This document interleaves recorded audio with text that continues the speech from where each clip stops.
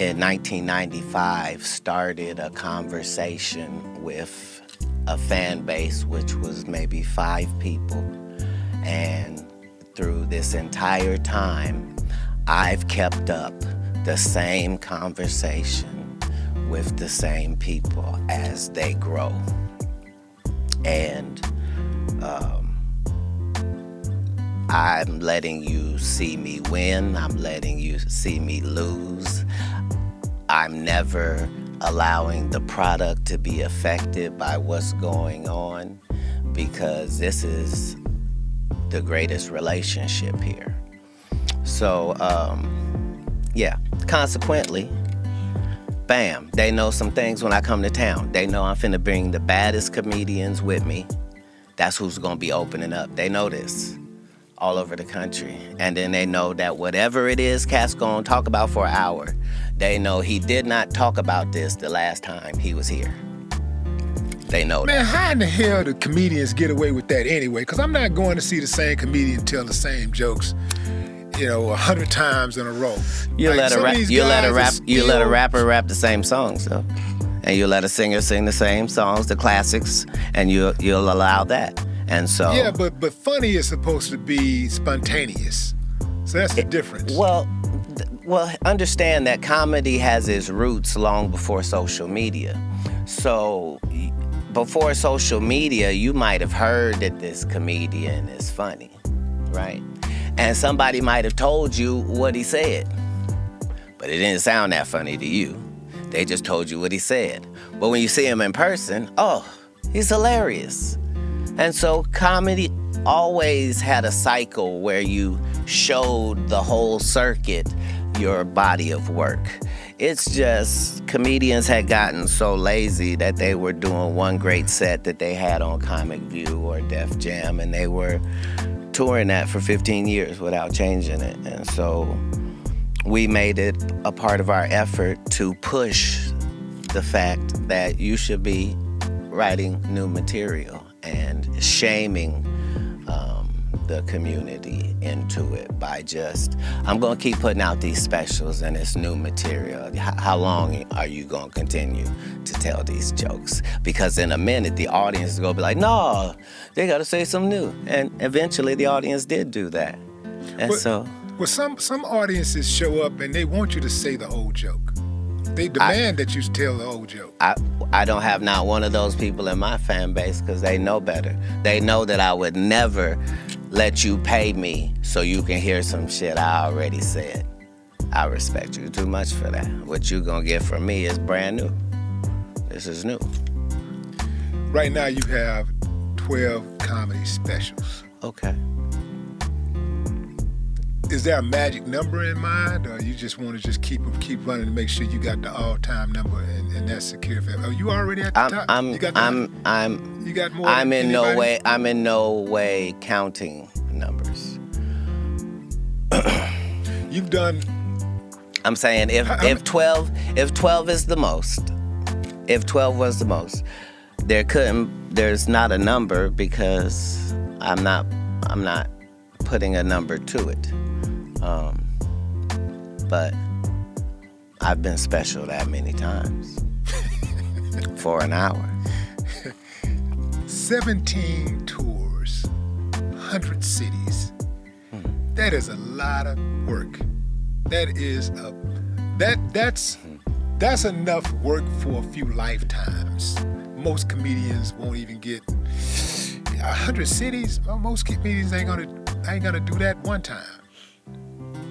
And how do you continue to come up with this new material? Because you do new material every single time you show up.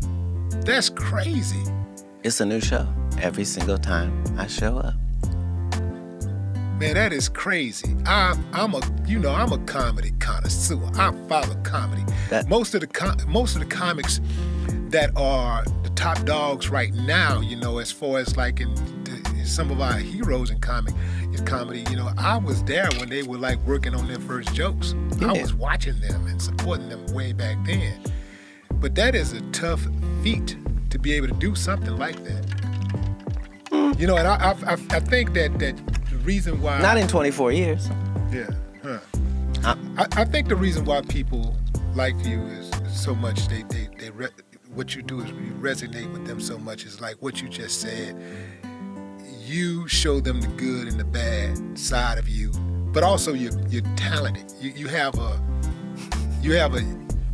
very talented, but at the same time you do show the good and the bad. And it's something appealing about being transparent to an extent. Oh, not just to an extent, to the utmost.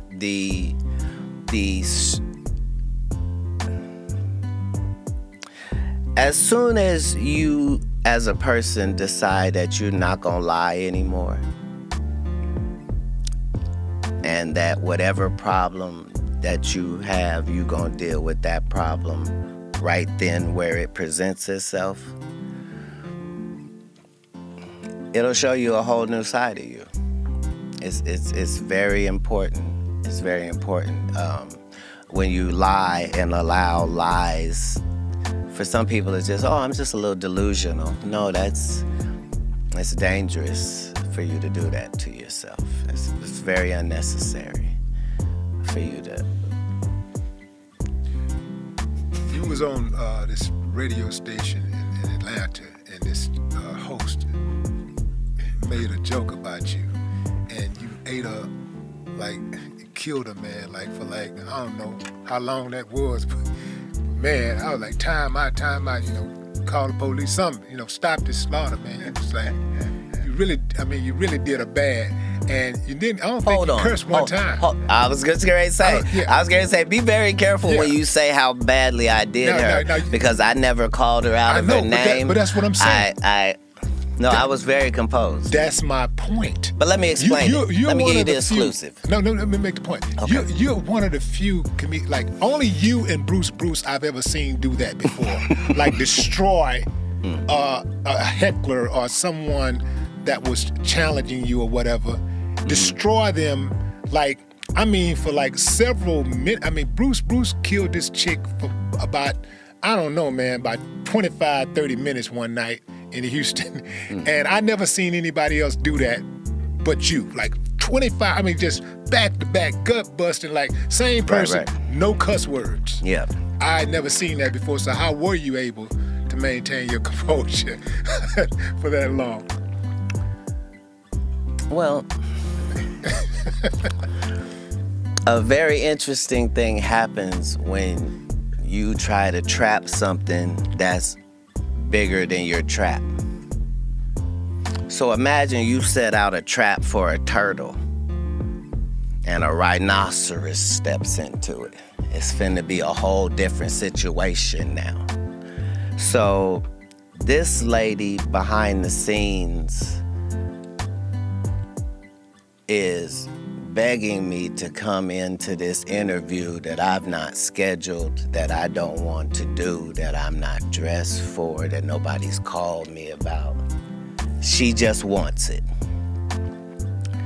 To the point where she says, Katt, come on, you just want to end me for the city.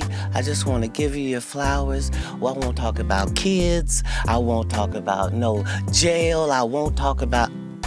This is the conversation she has with me, and then goes in that room and doesn't mention the Emmy, and immediately begins to, because this is a comedian. You're trying to undermine me. Atlanta is a heavily LGBTQ plus positive city, and the fact that you having a heavy gay fan base would try to degrade me, a heterosexual, by making it seem like I'm gay. Gay people don't feel that way about me. Why would you? So it was a terrible thing that she found herself in. And comedically, you're outmatched. My defense is impenetrable. My offense will have the precise amount of viciousness that's necessary. If that means no cussing, that's fine. I don't want to talk to you and hurt heavy-set women's feelings or dark-skinned women's feelings or women who wear wigs' feelings. I'm not trying to hurt nobody's feelings. I'm bantering with you because you keep acting like you're qualified to do that. Yeah, so, it was a setup. I'm always going to be prevail if I'm being set up. You think Buddy was in on it, her co-host? You think he was in on that? He didn't appear to be in on it. No, because here's the whole thing. He kept trying to get her to pull the plug on this, and she kept not. So, she didn't understand even after we cut